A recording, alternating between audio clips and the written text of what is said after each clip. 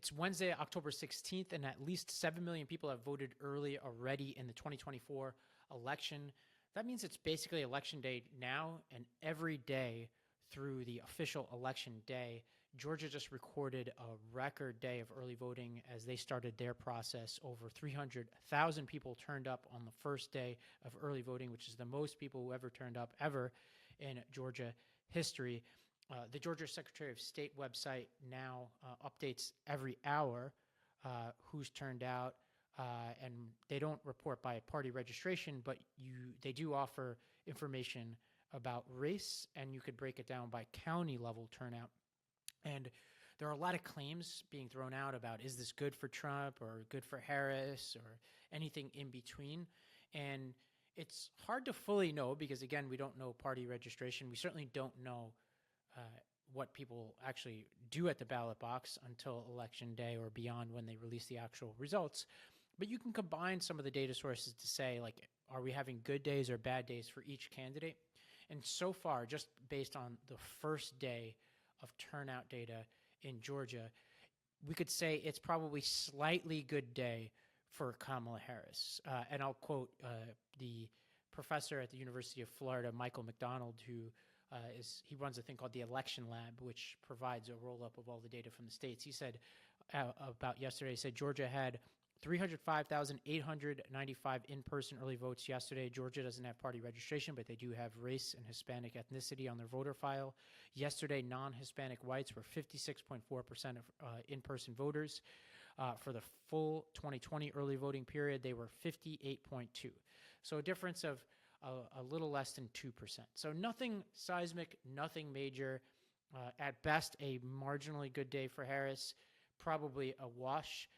Tom Bonnier at Target Smart said the following, adding basically his analysis to this. He said a very quick look at the early vote in Georgia shows that black voters are accounting for a larger share of the electorate than this point in both 18 and 20. So he's saying, even drilling down just to black voters.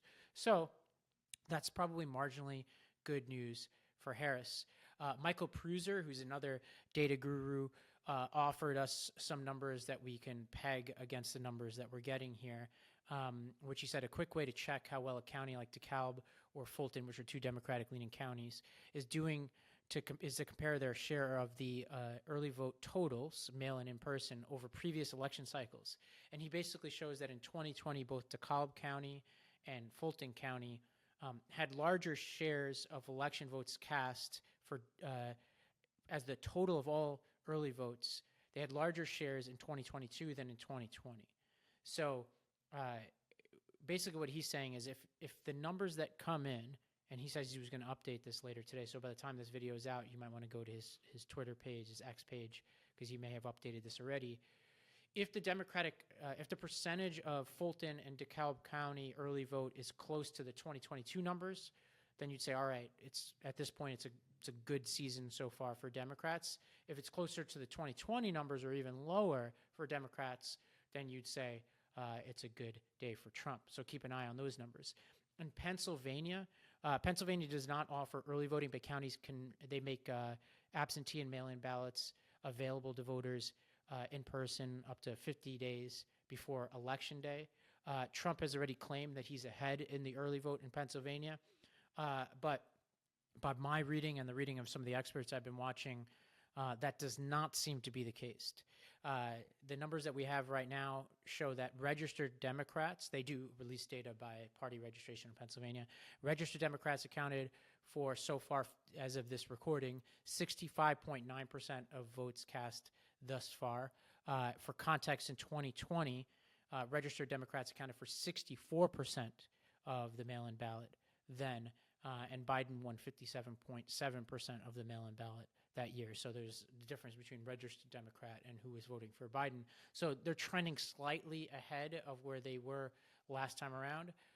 But again, these are very close numbers, so I wouldn't conclude too much there. And then we have Michigan, which we have the least amount of data for so far. As I've recorded this, like literally just 2 minutes ago, the Secretary of State, Jocelyn Benson in Michigan, released a new data tool. I'm recording this, so I haven't had a chance to poke through it and compare past returns. But what we do know is that Early voting begins in some places in Michigan on October 21st, so it hasn't started yet. They do have absentee ballots. 670,000 people have voted absentee in the state. That's 30+% of voters who requested ballots. And the data from Detroit News is as follows. This is their analysis. They said the return rate as of Tuesday is slightly lower than around the same time in 2020, 3 weeks out from the 2020 election. About 34%, or nearly 1 million ballots, had been completed and returned of the 2.8 million requested. That year, Benson sent absentee ballot applications to each Michigan voter in an effort to promote remote voting during the pandemic. So that was the pandemic. And so in all of this data, I'm going to keep updating you about how this data comes through and who has good data, who has bad data, but a few caveats here. How should you read early vote generally? I want to shout out Tom Bonnier from Target Smart, who had a really good tweet storm to this effect, but I'll summarize some of the things that he said, which hopefully are common sense, but are worth reminding you of. Number one is early vote doesn't tell us who's going to win the election. It's just one of many different factors. It tells you a little bit about enthusiasm. It tells you a little bit about like some of the assumptions that campaigns have.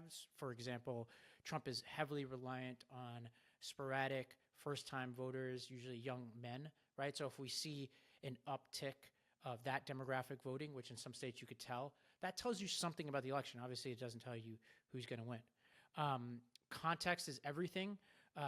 You want to compare historic benchmarks and put those benchmarks in context, right? Like, so who's overperforming relative to 2020, relative to 2022? But comparing to 2020 is fraught. There was a pandemic. States have changed ballot access. Trump has also changed his tune about early vote. He was discouraging it before. He's somewhat encouraging of it this year. So you would have to expect that Republicans are going to show up more to early vote this year. And what Tom put in his tweet storm, I thought was really accurate to this effect. He said Dems were more COVID conscious back then. GOP now have spent significant resources convincing their voters to embrace early voting. All would suggest that the early vote should be more for the GOP this time around.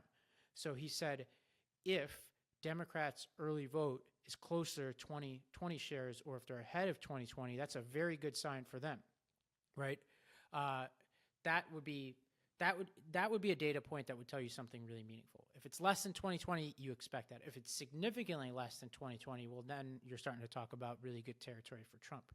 If it's better than 2020, we're talking about really good territory for Democrats. And I would say even on par with 2020 levels would be really good news for Democrats. So keep that all in mind. We're going to link in the show notes here to a ton of different, or YouTube notes, with a ton of different resources you could use to analyze this data in real time.